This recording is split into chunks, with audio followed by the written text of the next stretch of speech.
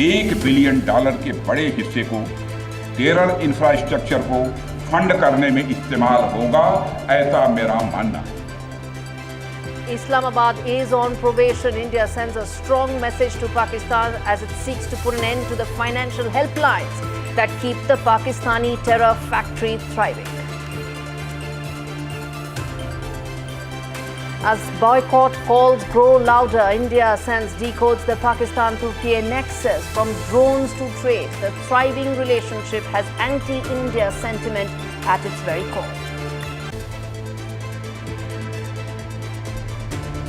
From Jerusalem to Kiev, from the Red Sea to New Delhi, the world is asking the same question. Can we trust America? Trump's hollow deal-making skills expose the risks that lie ahead for an uncertain Trump presidency.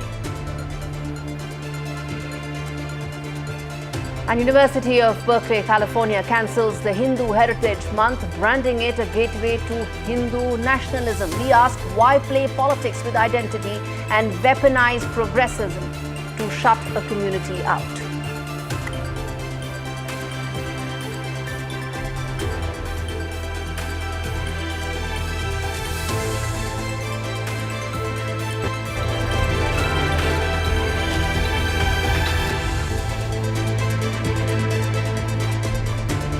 In the last 24 hours, India has sent 3 very important and strong messages to Pakistan with one clear intent, which is to mend your ways.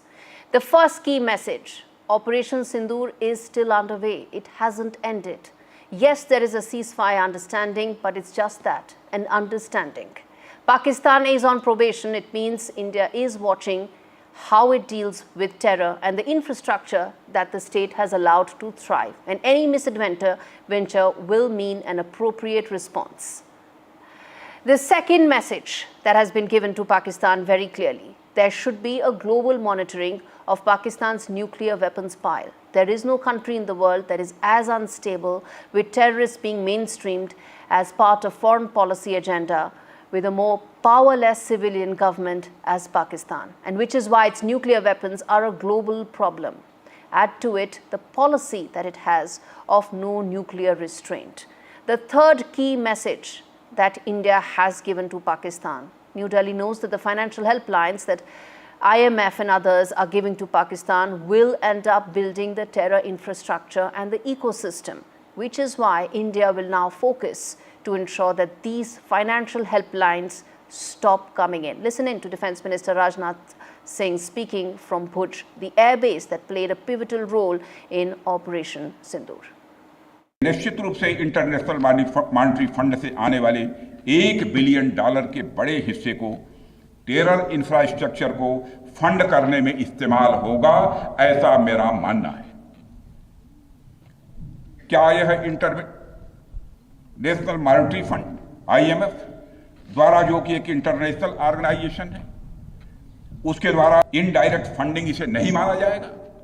मैं दुनिया के लोगों के सामने यह सवाल रखना चाहता हूं। इसलिए मैं मानता हूं कि आज के समय में पाकिस्तान को किसी भी तरह की आर्थिक सहायता टेरर फंडिंग से कम नहीं है। Viewers, there's another reason and factor that Defence Minister today and Prime Minister day before spoke at India's key air bases that were involved in Operation Sindoor to show the world that there was zero impact from any of the Pakistani drones that Islamabad unleashed, and to bust the propaganda that Pakistan has been going on again and again, saying to the world, which is why these visuals are so important. And contrast that with Shahbaz Sharif and the antics. He in fact came in on a tank where tanks had no role whatsoever to play in Operation Sindoor. He could not show to his people the devastation of the 9 air bases that India's precise strikes caused, and which is why it was so important for Shahbaz Sharif to come up with those clownish level antics that the world has seen through, and the Pakistani people should also now be seeking into. The message is loud and clear. Antics don't work. It's the clear messaging that India has given that matters.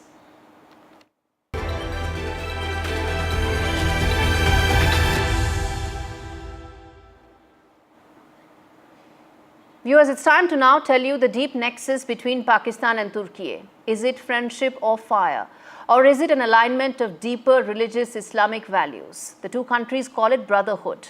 Well, if you take the numbers, the weapons, the war games, it's a completely different story, all leading towards a sharp anti-India position. There are drones, there are submarines, and then there is the ideology that puts them all together. What's the provocation all about? What's these misadventures all about? This report tells you that entire nexus in detail.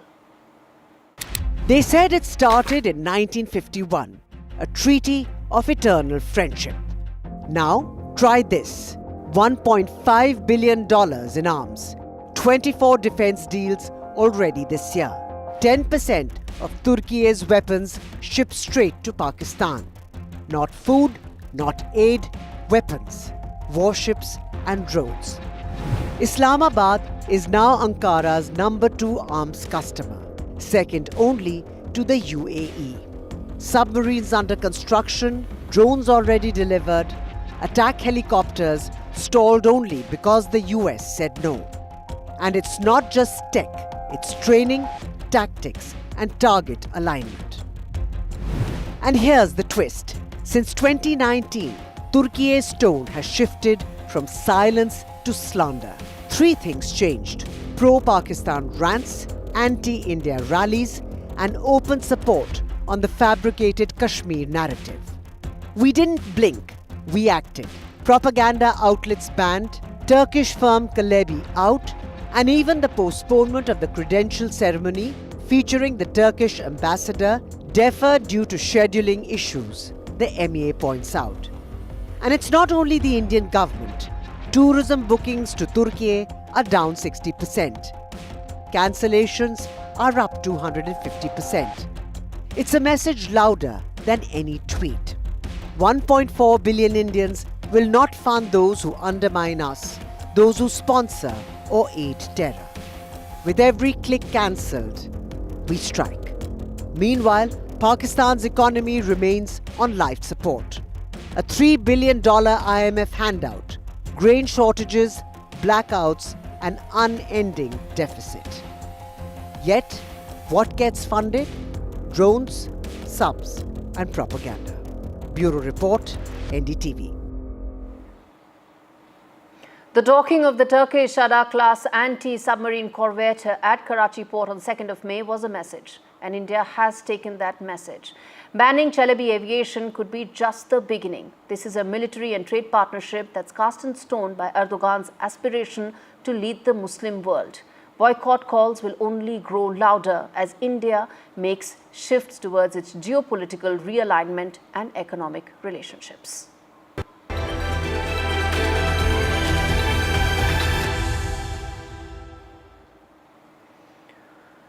Viewers, once upon a time when America spoke, the world listened. When she extended a hand, allies took it, confident it wouldn't pull the rug out from under them. But now, well, it seems that America no longer stands beside those it once called friends or allies. And in fact, Trump's first foreign policy visit is to the Middle East, and it doesn't include Syria. That's an important point. This after a bipartisan support for Israel going back to the country's inception. Soon after Yemen's Houthis launched missiles, the US signed a ceasefire deal with them, a global terror threat. Israel left in the lurch. The message was very simple: you are on your own. And Netanyahu knew it. It seems that the Houthis got a handshake while Israel got the cold shoulder. Now look at South Asia. Trump made false claims about brokering peace between India and Pakistan, but India set the record straight. No brokering, no back-channel heroics, just empty boasts. And when the dust settled, there were possible trade threats that were thrown in by the Team Trump, his pet playbook, except India did not give in to any of those threats that came in. Just days ago, my administration successfully brokered a historic ceasefire to stop the escalating violence between India and Pakistan, and I used trade to a large extent to do it. I said, fellas, come on, let's make a deal. Let's do some trading. Let's not trade nuclear missiles. Let's trade the things that you make so beautifully.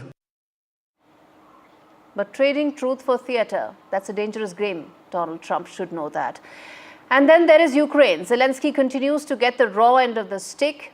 Trump promised to end the war in 24 hours, and that turned out to be sarcasm, or so he says now. Aid delayed, promises withdrawn, a peace plan that vanished quicker than a campaign speech applause. I'll end the war, Trump had said. Instead, he's paused the support and berated Zelensky for not surrendering Crimea. Meanwhile, he cozies up to Pakistan, the same government whose intelligence services have long walked hand in hand with extremism. And now he has legitimized, mainstreamed, embraced Syria's al-Shara regime, a terrorist who had a $10 million bounty on his head just 6 months back. What's happening? Well, America used to be the lighthouse in the storm, and today it's become the weather. Unpredictable, unsteady, stormy. In backing away from old friends and embracing bad actors, America is sending a signal: we only dance when it suits us. But alliances aren't built on music that stops when the partner is tired. America first? Sure. But at what cost? Because today, from Jerusalem to Kiev and from New Delhi to the Red Sea, the world is asking the same question. Can we trust America? Viewers, the echo coming back is just long silence.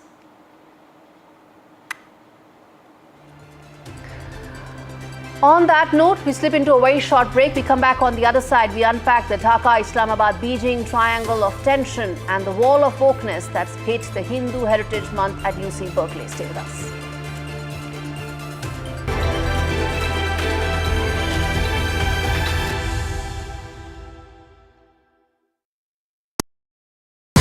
I've been reporting on all issues, big and small, from Andhra Pradesh, Telangana, rest of South India, bringing you all the action, all that you need to know, all that you want to know. The energy of Maximum City is infectious. I'm bringing that energy in our news coverage from financial capital Mumbai. Covering from the southernmost part of India over the last 23 years, I bring in-depth and 360-degree coverage from the Dravidian heartland. The land of Mishti, also known for its bitter politics. I have seen much water flow under the Howrah Bridge, covering Bengal in all its vivid colors. India's IT capital is always bustling, a city full of startups, stories and surprises. And I keep you ahead on all the Bengaluru buzz.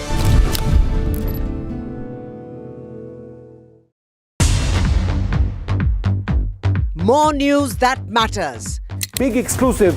Tulsi Gabbard gunned down by Pakistan-backed cowards. When you interact with people on ground, you're able to reflect their sentiments much better. More debates that shake the system. More exclusives you won't find anywhere else. Not just another prime time. It's a prime time that's unmissable.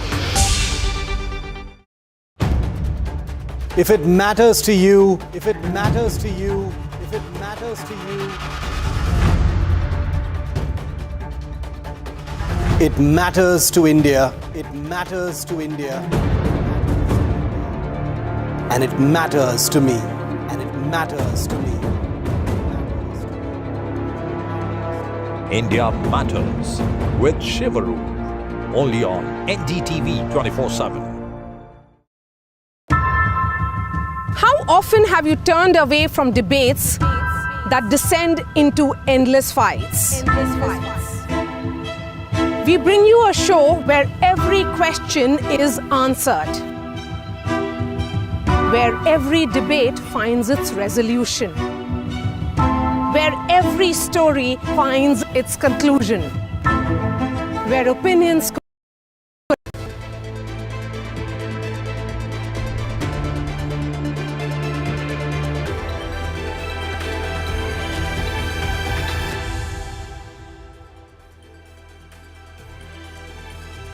Viewers, top voice this week is from Saudi Arabia. It was the first stop in Trump's three-nation tour to the Middle East, which had business as its top agenda. And we have Jerry Anzalello, who's the CEO of Diriyah Company, joining us live from Riyadh to talk more about what it was in terms of the meeting and the discussions that happened. So thank you so much for speaking to NDTV. You were part of the delegation that spoke to the American CEOs, to Donald Trump. First, I want to understand from you your first impressions of this meeting that took place. Yes, this was a really truly historic visit on many levels. Diplomatically, commercially, geopolitically, sociologically. And, it's interesting because when you're elected president of the United States, it's only the second time in American history that you had a gap of 4 years in between another presidency. So for the president to come back to Saudi Arabia 8 years later, because on his first trip, Vision 2030 was just starting to take root. But now to see the sociological transformations and to see all the women thriving in the workplace, and like he met one of our chief architects on the models that we presented him of today, and he was just so impressed with her and the team, a Saudi woman, because 39% of our staff are Saudi women, superstars. So he was very impressed with that, very impressed with the progress that was made. So instead of seeing renderings all over the kingdom, and then, he goes to Qatar and the Emirates, which are also doing remarkably well. So I think he was very surprised with the deliverables. That's an important point you make, which brings me to ask you, what, according to you, were the biggest takeaways from this high-profile meeting between the US CEOs and, of course, important CEOs from the Middle East, including yourself? I think the biggest takeaways were the fact that the two countries are so close.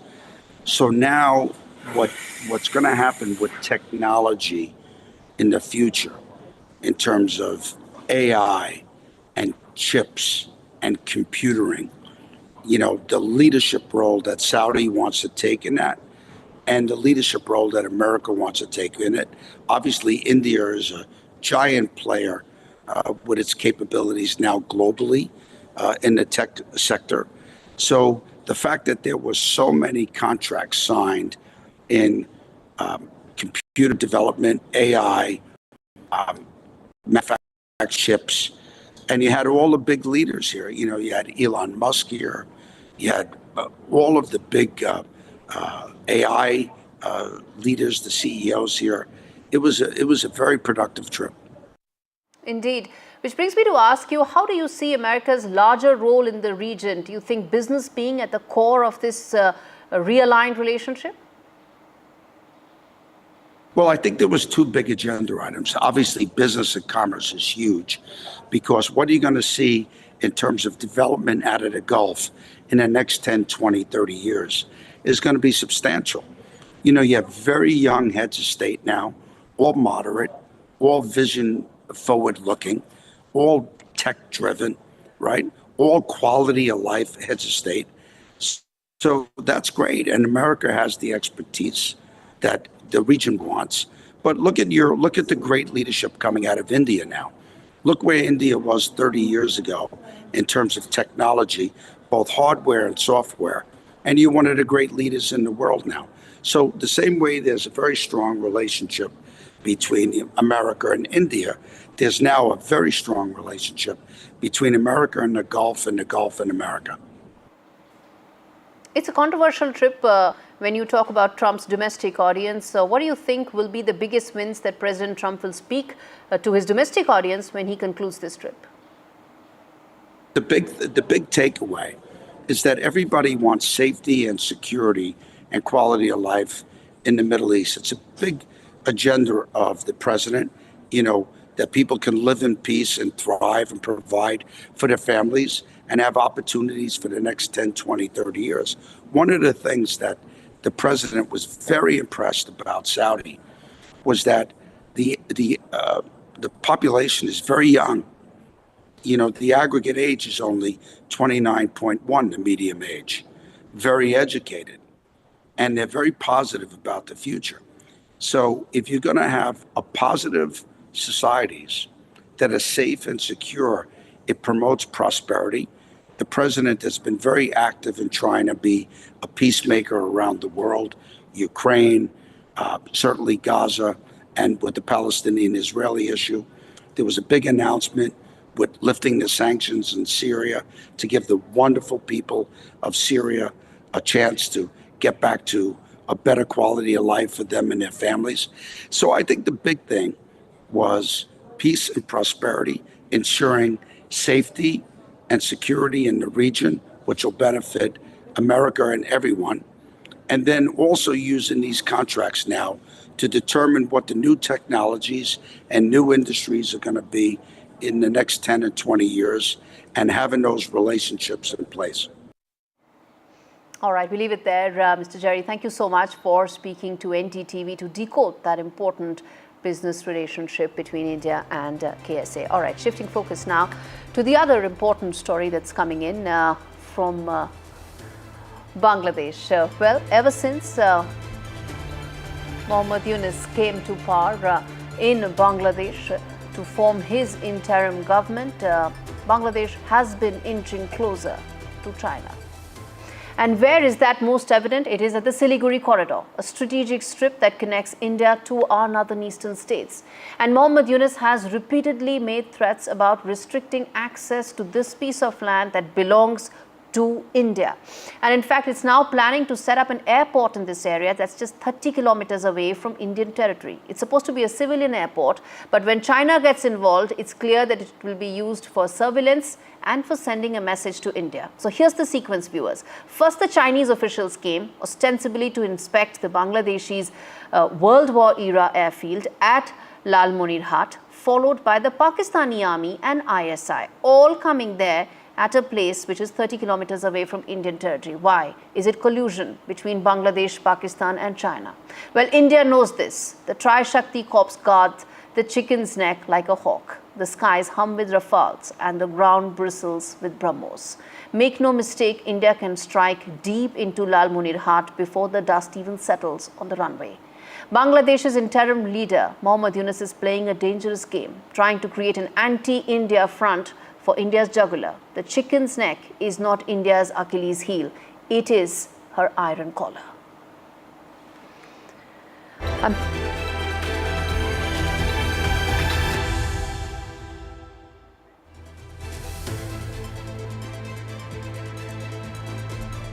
At the University of Berkeley, California, the birthplace of free speech, Truth is now on life support. A resolution to celebrate Hindu Heritage Month was buried alive by woke student leaders. The question is, are they drunk on their own moral Kool-Aid?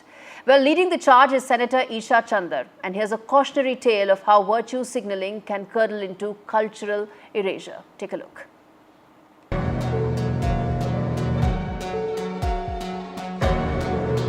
A simple call to celebrate Hindu heritage ran headfirst into a wall of wokeness. At UC Berkeley, the Student Senate rejected a resolution to declare October as Hindu Heritage Month, branding it a gateway to Hindu nationalism. The author is a Caribbean-born Hindu student with no political ties, no agenda, just pride in her culture. Enter Senator Isha Chandar, waving the banner of inclusion while excluding an entire community. She called Hindus systematically privileged, suggesting heritage now needs a privilege check to qualify for celebration. Her fix was a bland catch-all resolution that erased Hindus from their own story. Senator Justin Taylor called it what it was: hypocrisy in plain sight. This wasn't equity, it was ideological gatekeeping. And here's the kicker. Berkeley Student Senate had no issue approving every other Heritage Month this year. Meanwhile, the same student government enthusiastically joined the BDS movement, demanding UC cut ties with Israel. So, global activism? Yes. Cultural pride for Hindus? No. The double standard spoke volumes. Hindu Heritage Month is celebrated across America, in Texas, Florida, New Jersey, Massachusetts, and dozens of campuses. It honors a diaspora that includes engineers, doctors, teachers, and scientists. It's about culture, not conflict. Berkeley's leaders could have embraced unity. Instead, they chose to play politics with identity, weaponizing progressivism to shut a community out. Bureau Report, NDTV World. Well, viewers, the message is loud and clear. If your culture doesn't fit their narrative, you are out. Isha Chandar and her ilk have traded inclusion for exclusion, wrapped it in buzzwords and called it progress. But it looks like cultural censorship in the name of activism.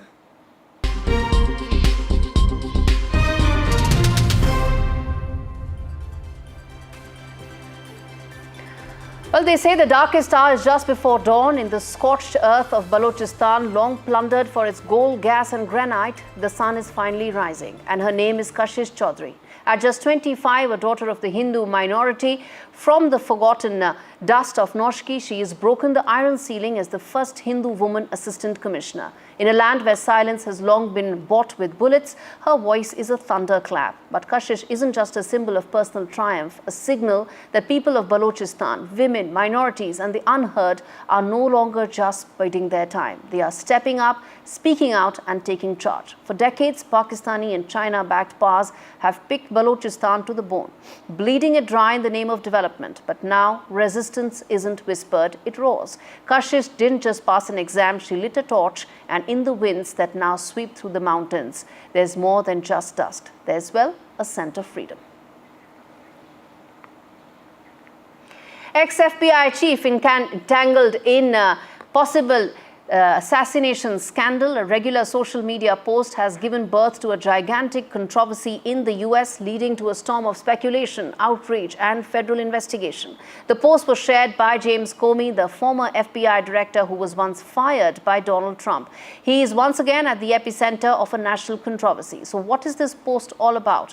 It's a photograph of a seashell arrangement which appears innocent at first glance, but the numbers 86 and 47 point to something sinister. In the language of American slang, 86 is more than just a number. It's a code for killing. And 47 is directly associated with Trump, as the 78-year-old is the 47th president. Put them together and they become, and I quote, kill or eliminate Donald Trump. There are many questions that hover around this investigation. That what was he suggesting? Was it a subtle message? Was it a coincidence? Well, the Department of Homeland Security and the Secret Service are on high alert, peeling back layers of digital possibilities as to what could be next. Well, the authorities have a lot to investigate there. Well, viewers, as we wrap this edition of India Ascends, I leave you with this teaser of a very special conversation that we had with Colonel Kashish on Para-Special Forces legends and what it means to actually be a soldier in fatigues. Take a look. Missile can go Suk and 20. उनके terror camps उड़ाए गए. Red Devils, the Coast Operators, India's Silent Blades. कितना खतरा था? आप गलत लोगों से पूछ रहे हैं. अगर खतरा नहीं होगा, you asking us जो खतरा ढूंढ करके जाते हैं. It is not tough. Or if it is not challenging, we won't even take that. वो पैरा सिर्फ के पास आएगा ही. दूसरे लोग कर सकते हैं तो फिर वो कर लें.